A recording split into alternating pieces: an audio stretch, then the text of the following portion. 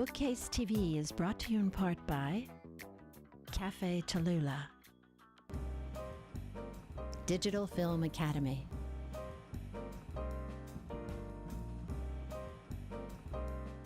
Welcome back to Bookcase. I was called this morning to investigate the case of foreign writers. Writers from foreign countries like Japan, Korea, Norway, Great Britain.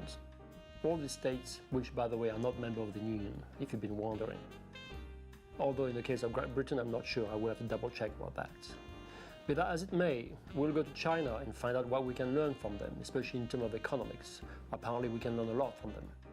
Then we'll go to Armenia and learn about the Armenian genocide, which preceded the Holocaust by 25 years, and we will learn more, particularly about the Armenian resistance movement in Paris during World War II. And finally, we'll see how the Vatican helped an inmate on death row in the States and save its life.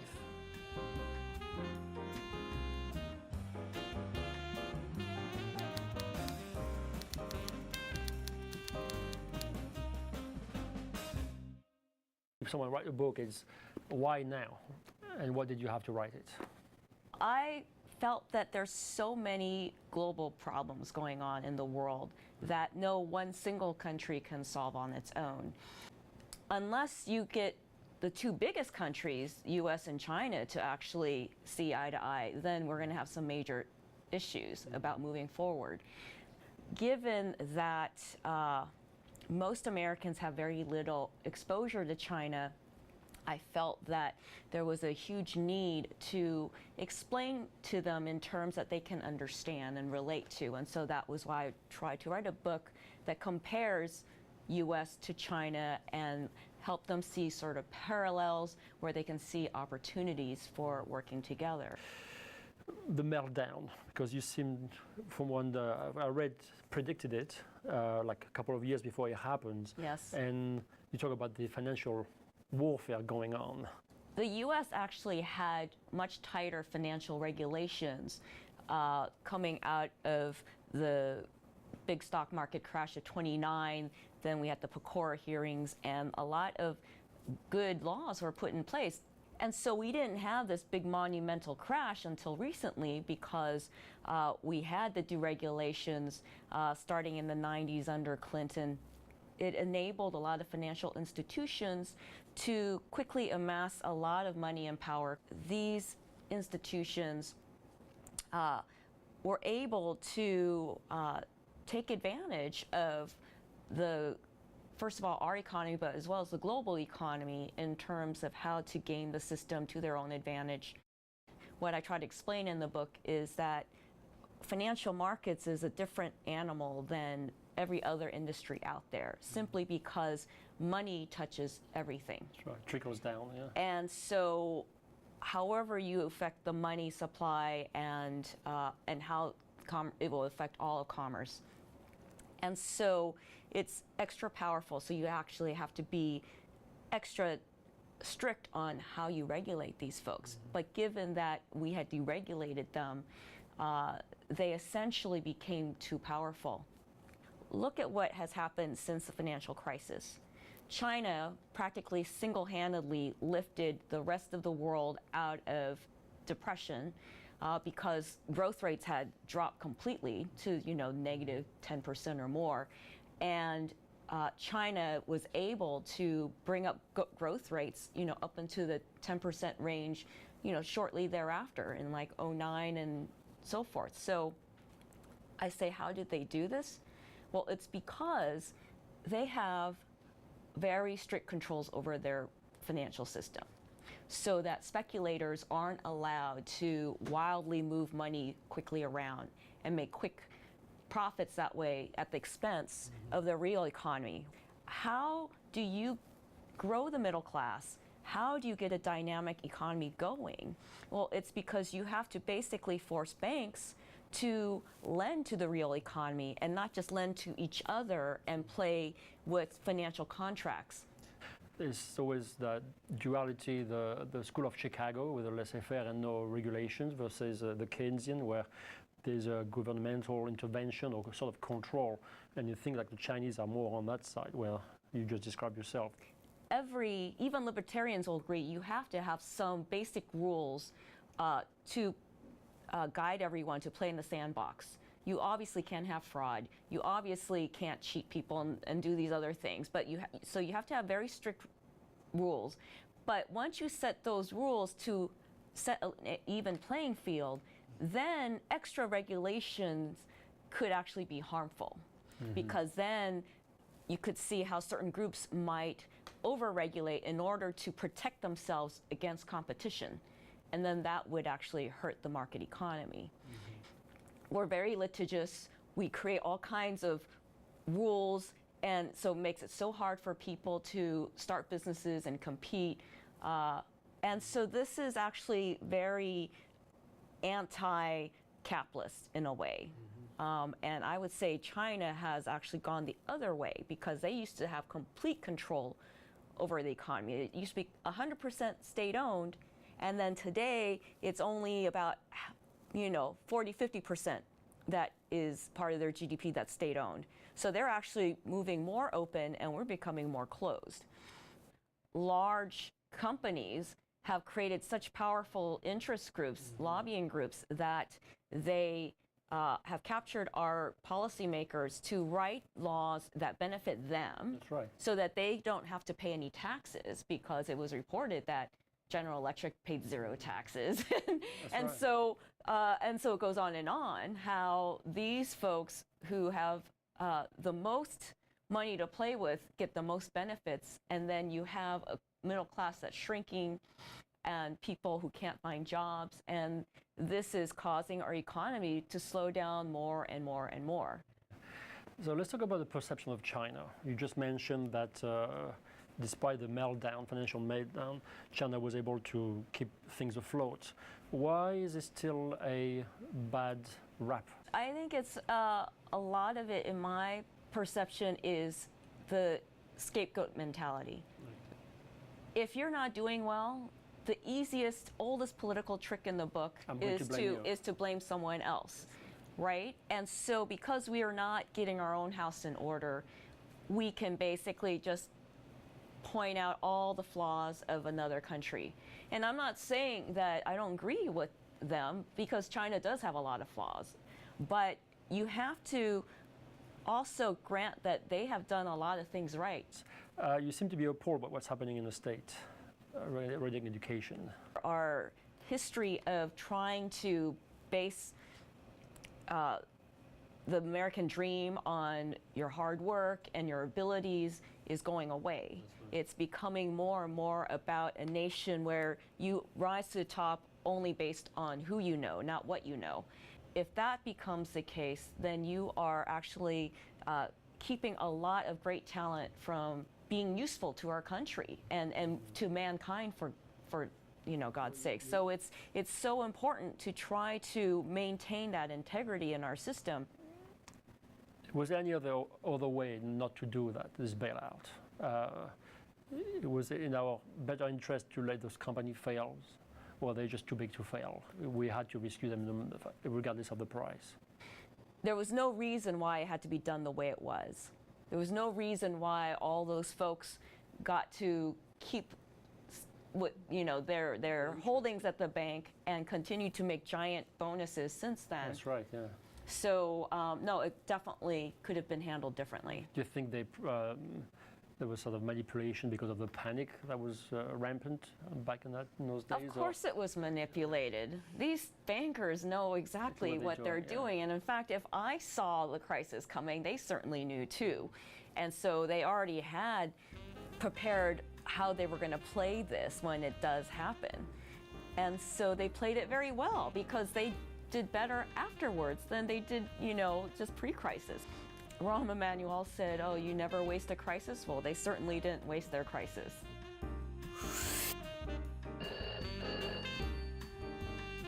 Oui, allez, bonjour. Non, ce n'est pas possible. Non, j'ai pas le temps maintenant. Je peux plus faire l'investigation. Non, c'est incroyable ce qui arrive. J'ai pas beaucoup de temps et mes tarifs sont très très chers. Hein? Ok, peut-être la prochaine fois. Merci.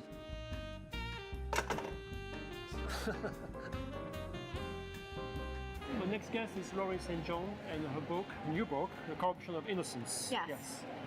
Obviously, innocence always has to be corrupted, because that's what makes us naive in life. Absolutely correct? true. Yeah, absolutely so, but true. what's different about this corruption?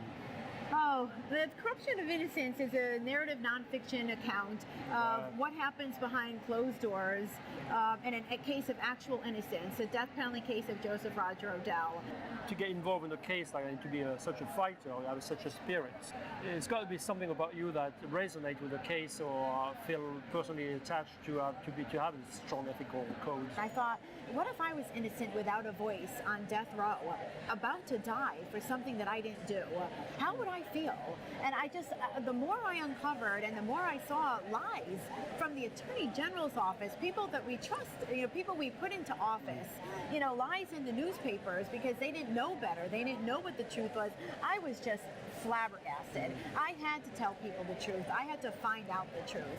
Largely what brought on Pope John Paul, Mother Teresa, the Italian and European parliaments, all to stand witness for one case. But that one case represents many people around the world.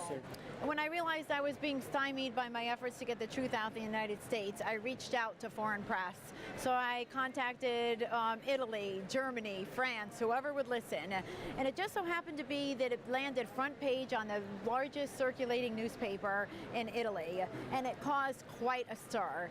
And when that happened, the whole country started getting involved. The Italian Parliament called me and invited me to Italy. I met with the President of the Senate, the President of Constitutional Affairs, the Prime Minister, the highest dignitaries in the country, and was on talk shows and what have you. Mother Teresa became involved, and Pope John Paul became involved because the whole country became involved.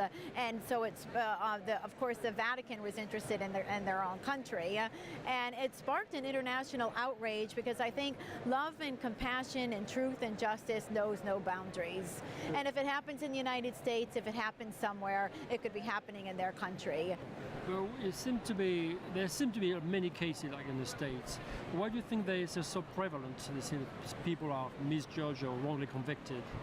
In a high-profile case especially, once someone zones in on an individual, a suspect, largely they don't want to admit that they made a mistake. There's pressure to get a conviction. In this particular case, it was political aspirations. We had people that wanted to be a prosecutor that wanted to be a judge. He was running for judgeship nomination. A governor that wanted to be senator, and he became a senator. A wrongful conviction would look bad on your belt. But until we educate the public as to what happens behind closed doors, which the Corruption of Innocence does, they won't have any idea about what they need to change. So where do we go from there when it happens so often? Well, when it happens so often, we take this case as an example to effectuate change in the system, like the Michael Norton case in Texas, where now the prosecutor is held liable. That's never happened in our country. If we can educate the individuals, and those individuals are across the board, it's the law students in law school who are ideal, like I was. It's the investigators that don't know how to investigate a case and close their eyes to investigations. It's the police officers that maybe are not integral. Some are integral, but some are not. Just because someone is in a position of power, whether it be an attorney general or whether it be a prosecutor, don't defer to them and believe everything that they tell you. Listen to the opposite side equally and give power to the facts, not to a voice, but to the facts, and investigate and know your work. How transformed were you by your journey? Because it's been probably a long journey, and maybe the accomplishment has been unbelievable. When you look back, where do you stand now? It changed me, and I look at things much differently. I know that one person can make a difference in the world. Isn't that what we call finding your spirits? Absolutely. Once you have that spirit in you, the momentum is just unbelievable. There is nothing stopping you.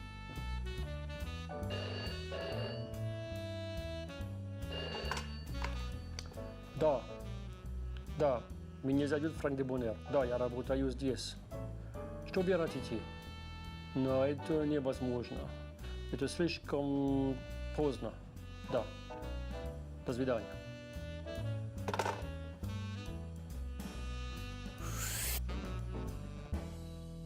So this book is based in Paris. Yes. And it talks about the Armenian diaspora that left Armenia after the genocide.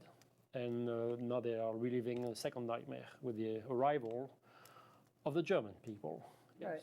So what was for you interesting to write about all those people? Well, you know, I grew up in the Armenian community in Watertown, Massachusetts, outside Boston, which is has a very big diaspora community. So that's sort of my home place.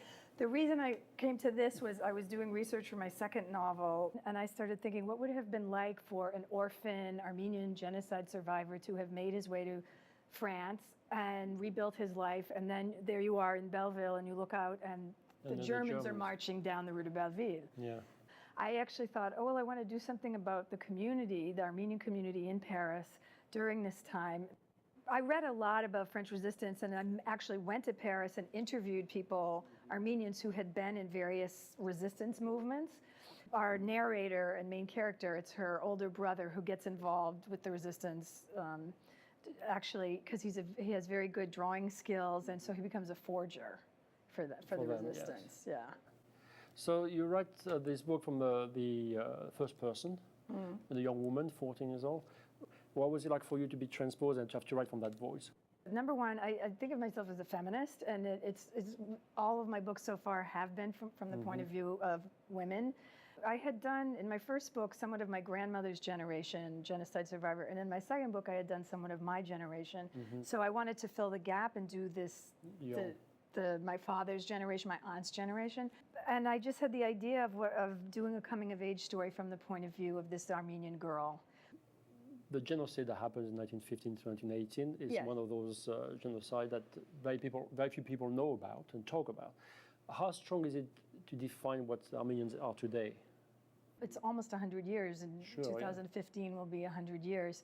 But for the community, it's still this sort of rent, this tear in the fabric of, you know, what happened to their great-grandparents and grandparents still reverberates. I think there is a kind of intergenerational transmission of trauma that you see in the Armenian community that even goes on, you know, past the first, second, third, even into the third generation.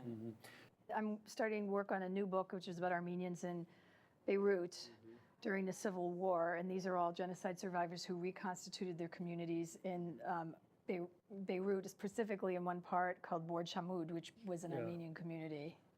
And so it's this repeated sort of migration and rebuilding of the Armenians that I'm interested in. So the people who were in Bord Shamud, they came from part of Ottoman Empire called Cilicia or Galicia, which is where my grandparents were from. And when it wasn't as far to go with the deportations, it was not as far to get to Syria, so more of them survived the deportation. They've rebuilt, they have an Armenian theaters and schools in this community, and then the Civil War happens. In this book, the family is going to immigrate to the States during the Civil War. Why is it important for you to write from this community abroad? Why not talk about Boston's community? Because I'm really fascinated in the variety of diaspora experiences. And my editor, when I told her what the fourth book was going to be about, and she said, it's your diaspora quartet. So when this book is going to be out, because you told me it took you 10 years to write this? The next one, I promise it's not going to be 10 years. I'm giving myself, okay, I'm going to say 6 years, okay? That's still long, but I'm a slow writer. So let's talk about your creative process, more practicality. How you come up with the stories? So you do a lot of research, you have a location, it sounds like you have a community, then how does that shape up into a story? It's happening simultaneously. I do the research, and while I'm doing the research, I start thinking about the characters. Who's the family? What's the mother's story, the father's story? They have 3 children. Where do they live? So it's always a family. Yeah, and then I start, and then from there, you know, and then I have to, in the meantime, be doing all the research about the history, and I sort of make a timeline of everything that happened, sort of month by month. I read memoirs, letters, etc. My favorite part is interviewing people who actually lived through the period. And which you did for this one. Which I did for this one, yeah. And there's a story in the book in this book, the World War II novel about a chicken in a diaper. And that was a story someone had actually told me. She said, oh, my grandmother had this chicken in the diaper in the apartment because everybody was so hungry. And if you had the chicken, you could have eggs, but you didn't want the chicken, you know, making a mess all over your floor. So her grandmother put the chicken in a diaper. And I said, can I use that? And she said, oh, please do. It's my gift. Yeah. And then you end up in the chicken soup. Right. I was thinking while I was reading this, you feel like there's a part of nostalgia in you that you almost wish that you had more connection with that past and more because it felt more vivid. I think what happens is once I get really involved with the characters, I feel like every day when I'm working on the book that I'm actually there in Paris. You feel that way. Like I can smell the chicken soup cooking. I can hear the concierge on the stairs with the mop and the bucket. The whole thing. Like I really create it and live in it when I'm working on it. History, both sort of political history, community history, family history, personal history. I really have a strong belief in, documenting that and maintaining it. Well, your books are all about history. Yeah.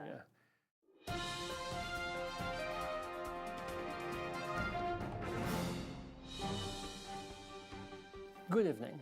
There are many retailers selling books online. You know the main one: Amazon, Apple, Smashwords, Lulu, and of course Barnes & Noble. But since today we're talking about foreign affairs, we went to interview Kobo Books to see why it's so important for them, since they are Canadian, to be in the US and try to sell books to American people. So Kobo is, I believe it's Canadian, correct? Yeah, Kobo was founded in Toronto just about 4 years ago. We're an ebook retailer, ebook platform at kobo.com, and we're available in just under 200 countries around the world. But what makes Kobo different from other platforms? We built free device platforms, applications. The actual device or the application? Before we built the device, it was our readers that said, no, we want a reader. And that's when we said, okay, so you're our customer, you tell us what you want. So I'm a buyer, I want to read books, I buy you tablets. Yep. And then I connect to your store online. How does that work? And then it's synchronized through. It's a cloud basically. It's all synced in the cloud. So you can go on kobo.com. You can do the browsing. You can buy on the devices as well. Oh, you can do from a device. If you're reading online or you're reading on your iPhone, and then you use bookmark it, and then basically you pick up your reader. You can then pick up for exactly where you left off, and it's stored there for you conveniently, which is just amazing. People love having that opportunity, particularly because they may have a reader at their bedside, but they may have the Kobo Mini in their jacket pocket or their purse, or they may just read it on their iPhone or on their Android device as well. So they have that flexibility as well with Kobo, which is great. So what's the next step? What's the future for Kobo? There are publishers and authors who are embracing digital and really taking advantage of this opportunity to really connect with consumers and readers. And I think that the publishing industry is going to continue to grow and prosper and will become stronger with digital being added to the fold. Everything is with, not instead of. Great. It will be interesting to see what happened to Kobo in America over the next few years. But from what I hear, they are at the moment the darling of all the indie bookstores. And perhaps since they are Canadian, I will not be surprised if they try to impose French language on everyone. Which will not be a big problem for me, but for you?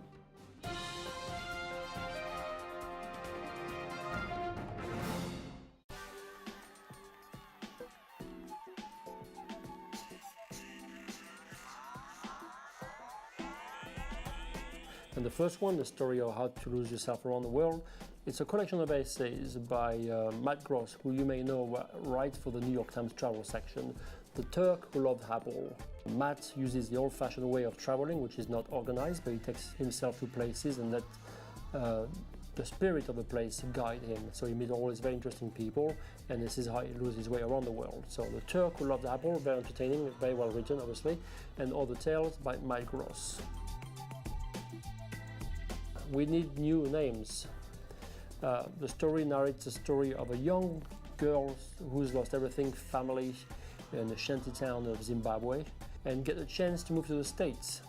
So the story of displacement is a story of this young woman moving to the States and coping with the shock of a culture and what it's like to leave everything behind for a new identity. We need new names by NoViolet, Bulawayo. The next book, The Rent Collector by Camron Wright. It's a beautiful story of hope and redemption. It talks about a couple in Cambodia and scavenging in order to buy the medicine of their very sick kids. And their life takes a turn for the best or the worst, depending how you will say it, when they learn the secrets of the very acerbic, cantankerous old woman who is a rent collector. We learn that she escaped the Khmer Rouge during the Cambodian War. If you want to know what the story exactly is about, you have to read the book. The Rent Collector by Camron Wright. The last book, The Norwegian by Night by Derek B. Miller is actually a fictional thriller. It goes weaving in and out, but it's a good page turner. Narrates a story of an old man, 82-year-old old man who has to make peace with his past, and he suffers from dementia. His son has been killed in the Vietnam War and he never forgave himself. So now he has outlived everyone, and he gets a chance at redemption by saving the life of a young boy upstairs whose family is not doing too well. So, Norwegian by Night, Derek B. Miller. Sí, dígame. Ay, ay, ay, no me dejas en paz esta gente. ¿Qué pasa hoy? Oh. No entiendo nada de lo que quieres hacer. Siempre está pendiente para algo que hacer. No lo sé. Quizá la próxima semana. Después no me despierto.